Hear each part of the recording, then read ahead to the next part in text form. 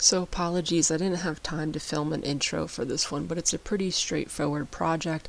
Basically going to be repurposing this old Gothic style quatrefoil exterior railing that I actually got because I fixed it for someone last year. And by fixing it, I mean I completely remade it and he let me keep the old one.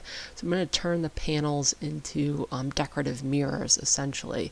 So you can see that this panel was towed into the handrail. Tried to remove it with a screwdriver, but it didn't really work. So I found a heavier duty bit. I was able to slowly back it out. If you want to repurpose stuff, this is a good method to use, especially if you have a driver like this, a high-powered, high-torque driver. Using the trigger button slowly will help you break that seal that's created by the nails rusting, especially on exterior stuff. And then I was able to back all of these screws out, and then I could slip the panel off. Sometimes there's some finagling to do. I didn't want to just hammer it off because you could see at the end someone already tried that and it was kind of splintering the panel. So once I got it off, the next step was removing paint. Unfortunately, with reclaimed materials, this is usually an inevitable step of the process, and there's no way of getting around the fact that it's time consuming. So this was pretty alligatored, the paint was pretty alligatored on the top, so I scraped off as much as I could. And then when there's multiple layers of paint like this, I usually go for a heat gun. Stripper works pretty well, but it usually doesn't remove 7+ layers of paint, which is what's probably on here at a time. So a faster process is to hit it with the heat gun. That will remove the majority of the layers all at once, and it's also not using chemicals. Now it will smell, so I'm going to highly recommend you use a respirator, not any sort of dust mask for this, a heavy duty respirator. But you can see it's pretty quick work. This is obviously sped up, but the heat gun makes pretty quick work of this, especially since the majority of it is a flat surface. Removing paint off of a flat surface is really easy. You can see I'm getting essentially down to bare wood. I didn't want to completely remove all the paint. I wanted it to keep some of its character. So that's basically where I was after an afternoon of heat gunning this. I have 2 panels. This longer one is the first one, and then I have another panel that's it's a little bit smaller in size. It's only 4 panels. This is an example of the respirator I'm using. You know a respirator is working if when you're using these tools or using chemicals you can't smell them, which is what makes it so useful. If you put a dust mask on and then use a heat gun like this, you're still able to smell the paint, which means you're breathing in all of those chemicals. So like I said, if you're doing something like this, I highly recommend that you'll use the respirator for other stuff in the shop as well. It is a little bit of an investment, a nicer one, but I think it's totally worth it. So you can see, once again, I flipped this on the back side where the paint wasn't nearly as compromised, so it took a little bit more time to get it all off, but I was able to get most of it off. And then the end panel where it was portioned off already, I cut because I can't use that. And then this is the part where I'll use stripper. If you want to use stripper for the whole thing, you can. I just find that the heat gun's a little more resourceful at first. You can see I'll put this on just to remove the excess residue after the heat gun. I'll go through and usually do a layer of chemical stripper. So you let that set, depending on which one you get. This one I think is like a 15-minute stripper. I'll use a paint scraper that I've repurposed for refinishing purposes only. And I'll scrape off the excess. And then usually on detail pieces, I have a wire brush, and I'll wire brush the paint off. That works really well. Just have to be careful with pine. Sometimes it can etch the surface. And then I'll just scrape the whole thing with some sawdust that's laying on my shop floor, and that will absorb all of that stripper. You could throw it away safely, and it also takes a little bit more of the paint residue out of the crevices especially. So there was some termite damage on the bottom of this. The panel was about 13.5 inches. I ripped 1/4 inch off both sides just to keep that quatrefoil design in the center, and then I could start working with this. So the end piece was about 13 inches tall. So this piece on the end, all I do for stuff like this, you could see, is I put a little bit of glue in there, I tape it together, and then the next day I could come in and I could take the tape off, and it's a super quick fix. This blue tape is great. I'm using it as a clamp in the shop. So and this is what my surface looks like. And what I'm going to do is measure in between these to get my center, and that's where my cuts will be. It was about 8 inches in between the two pieces, so I'm marking at 4. I'll split this mark perfectly, and then I'll have even panels. Bring it to the radial arm saw, because at this point I'm gonna break all these pieces into the panels I'll be using. On the end, obviously I'm only going 4 inches to the edge so that they're all pretty even panels. I think these ended up being about 15 inches wide by 13 inches tall. So you can see I just take it to the radial arm saw, split that mark. And then obviously if one's a little off or whatever at this point, you could go through and even them all so the exact same size. You want to do that because I'm putting picture frames around these, and by doing it that way I can then make my frames all the exact same size. So before I start with the picture frames, I'll pretty much finish these up. I'll take a chisel and remove a little bit more of that paint on the inside and then sand it. You're basically taking this to how you want it. If you want to completely clean these so they're clear wood, you can do that. I'm leaving a little bit of the character of the old finish on there, but it is going to be mostly clean wood. And then unfortunately for this inside portion, there's really no way around it other than using a piece of sandpaper with your hand. And you're just going to get it pretty much to where you want it. This is kind of the look that I like. You can see I could take that blue tape off, and now this is a solid panel, and I could go through and sand this one. You can see a little bit of the residue of the termite damage on the bottom. So then for the frames, I'm just using some reclaimed pine I have laying around the shop. I tore down a built-in for someone and replaced it a couple months ago, and I've kept the materials. I was going to get rid of them, but I'm happy I kept them. I've used them on like 5 projects at this point. So the thickness of these frames is 7/8 of an inch, so I marked center on here. I went out 7/16 on either side in order to get that original mark. This is the stack of wood I'm using. It's basically just ripped down 2x4s, but it's older lumber, so it will match the character of the panels a little bit better. The panels are the focal point, so I didn't want to do some sort of fancy picture frames, but I did want a frame around them. And then I have a 3/4 inch dado stack in my saw, so I can line that up with the outside edge of my mark, rip a dado, which is about a 1/2 inch deep,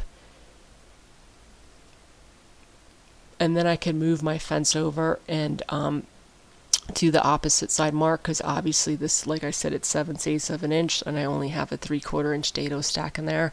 And what I'm doing right now is I'm just testing it and moving the fence to make sure it fits the frame, and then once it does, I could go through and send all of my pieces.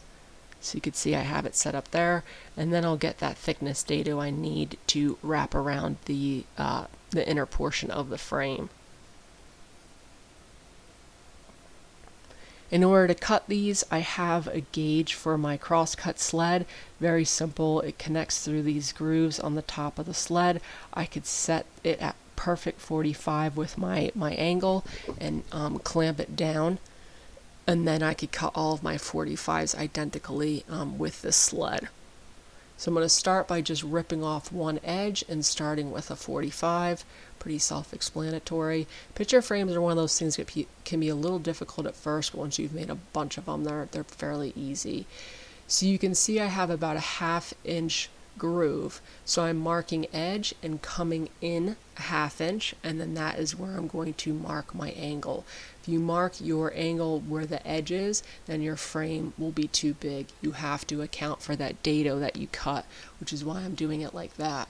So after I have my mark, I'll sneak up on it. You can see I'm not cutting to my mark because I didn't plane or joint any of this lumber. It is rough, so I wanted to make sure it was perfect. I like to leave a little bit of space. There's about an eighth of an inch on the side, but this is too much. So I'm going to go back to the table saw, and I'm going to end up cutting it to that original mark. Once I have that in place, I'm going to take another piece of scrap, cut another 45, and then I'll mock up the short side in the exact same way. So you can see I'm just cutting a 45. I can line it up with the piece I have across the bottom, pretty simple. And then the exact same thing. I can mark where the edge is, and then I'm coming in about a 1/2 inch right there, and then I could draw my angle, and that will be my mark for the top side. So this is a little bit too big for the miter saw, so I'm using a straight edge to cut down on the radial arm saw, and then I cut the 45 on it. So whenever I go off screen, I'm usually making little incremental adjustments. You want to sneak up on these because, like I said, if I have these two pieces perfect, I can cut all of them based off these dimensions. Makes life a lot easier.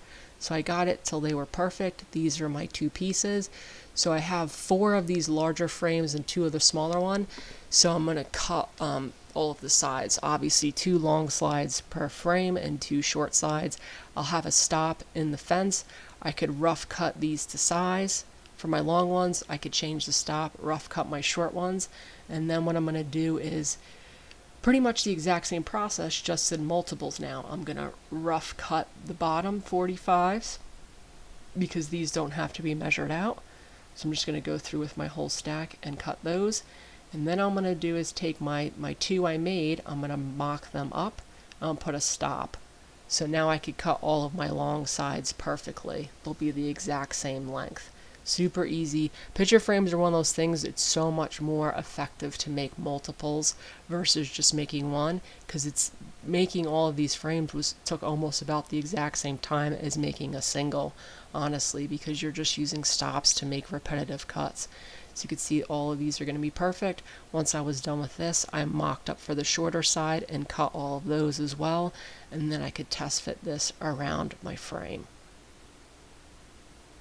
A little bit of finagling, and then this fit quite nicely. You'll notice that there is a red mark on my arm at this point. That was unfortunately a misplaced heat gun. Most of my injuries in the shop are actually not really from woodworking tools, which is kind of ironic. So for gluing these together, I'm just going to use strap clamps. I have a couple picture frame type glues. These strap clamps work great. I just add glue to the corners. I'm not putting glue on the frame so that it could kind of move around in there a little bit. And then the next day I could come and take all these strap clamps off. You can see on the bottom I actually have a Lee Valley metal, someone gave me this picture frame clamp. And like I said, I did these in sets. I have 6 in total, but I did them in sets because I don't have enough clamps. And then since this was rough lumber, there was some undulation on the top, and I had already started to coat the panels. That's why they look a little bit darker, just to save time. So I just rough sanded the urethane that's in the center, and then rough sanded the outside edge as well. I want this to look rustic, so I didn't get super crazy with the sanding. And then just on these bigger frames, I decided to add a chamfer around the edge, and I did that on both sides. There's going to be a mirror in the center of this, but essentially you can display either side and flip the mirror to the front or the back, because the detail on the quatrefoil, if you've noticed in the video, the top side it's a round over, and on the bottom side it's a chamfer, so you could always switch it over if you want. And then just to reinforce these a little bit, because they are kind of heavy, I'm going to put some dowels through all of my corners. So I have a Dowling Jig. I really like this jig. Pretty simple. Through the top, 5/16 inch dowel. Once I get it started, I could freehand the rest of it, and then I put a 5/16 inch dowel in that hole. Like I said, this will reinforce the corners. It also adds a nice detail element to the sides, which is why I try and put the dowels on the sides so that you can see them. For the finish on this, I'm using a spar urethane clear satin. This is overkill for this. This finish is designed for exterior use. But on projects like this, I like to use up older finish. I don't even remember what I bought this urethane for, but I know it's getting a little older. And all of these finishes will have shelf lives. So this has been sitting around the shop for a while. This is a perfect project to use it up. And I do prefer oil-based finishes, especially when I'm clear coating.